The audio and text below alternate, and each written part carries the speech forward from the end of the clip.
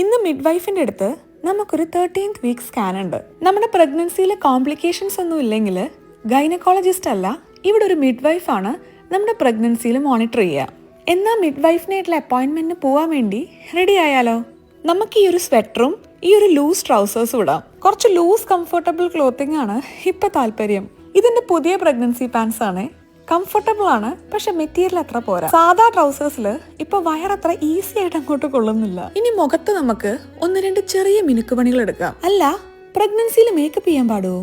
നമ്മൾ ഉപയോഗിക്കുന്ന products pregnancy friendly ആണെന്ന് കൺഫേം ചെയ്താൽ നമുക്ക് ധൈര്യമായി മേക്കപ്പ് ചെയ്യാം. ഇപ്പൊ കുറച്ച് ലുക്കായി നടന്നില്ലെങ്കിൽ ഇനി എപ്പോ നടക്കാനാ? അതുകൊണ്ട് കണ്ണെഴുതി ലിപ്സ്റ്റിക് ഇട്ട് ബ്ലഷ് ഇട്ട് മുടിയും ചുരുട്ടി ഞാൻ ദേ സ്കാനിങ്ങിന് റെഡി. ഈ സ്കാനിങ്ങിന് പോകുന്ന ദിവസം ഒരു ഭയങ്കര എക്സൈറ്റ്മെന്റ് ആയിരിക്കേ, എന്താന്ന് അറിഞ്ഞൂടാ. മുന്നേ പുറത്തു പോകുമ്പോൾ ബാഗിൽ ലിപ്സ്റ്റിക്കും മസ്കാരയൊക്കെ ആയിരുന്നു. ഇപ്പൊ ആപ്പിളും വാട്ടർ ബോട്ടിലും ഒക്കെയാ. ഇനി നാളെ അത് ഡയപ്പേഴ്സും ഫീഡിംഗ് ബോട്ടിലും ഒക്കെ ആവുന്നുണ്ടായിരിക്കും. ഇതെന്താ ഇത് ഇങ്ങനെ ഒരു ആചാരം? 1:30 നമുക്ക് മിഡ്വൈഫിനായിട്ട് അപ്പോയിന്റ്മെന്റ്. ഡച്ചില് ഹാൾഫ് 2 എന്ന് പറയും. എന്താ അല്ലേ? ഈ ഒരു 13th week scan is part of a research.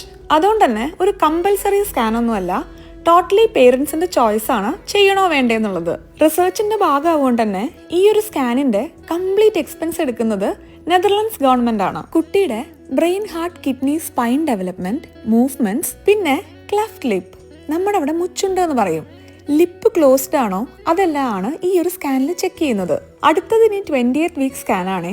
ഇതിലാണ് നമ്മൾ ജെൻഡർ അറിയുക. ഇതും പേരൻസിന്റെ ചോയ്സ് ആണ്.